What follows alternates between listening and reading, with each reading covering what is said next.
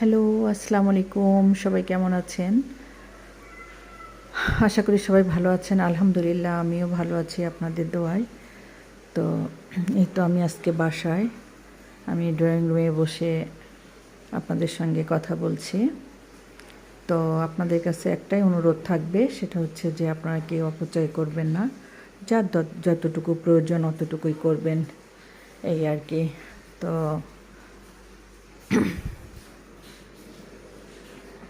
আপনারা মনে কিছু করবেন না, কারণ আপনারা হয়তো ভাবতে পারেন যে এসব কি বলছে। আসলে সত্যি কথা, আমি একসময় অনেক অপচয় করেছি, অনেক, যেটা না বললে নয়। আমি প্রতিটা মুহূর্তে আল্লাহর কাছে ক্ষমা চাচ্ছি, আল্লাহ যেন আমাকে ক্ষমা করে দেন।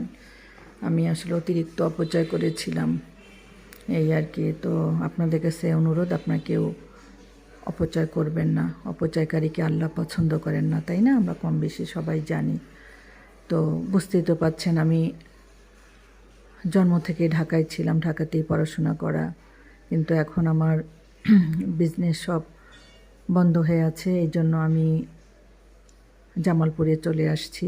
কারণ ঢাকায় অনেক ব্যয়বহুল, তাই না? ঢাকায়, এটা আপনারা তো সবাই জানেন। তো যাই হোক, আমি একটু অসুস্থ, আমার লিভারে একটু প্রবলেম হয়েছে। তো আমি ঢাকায় যাব, এর মধ্যে ঢাকায় ডক্টর দেখাবো।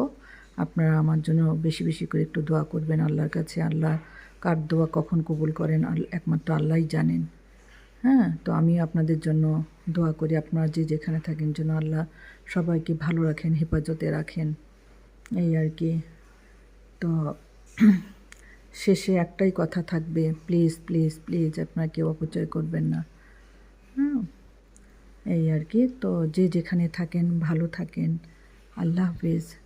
আসসালামু আলাইকুম ওয়া রাহমাতুল্লাহি ওয়া বারাকাতুহু।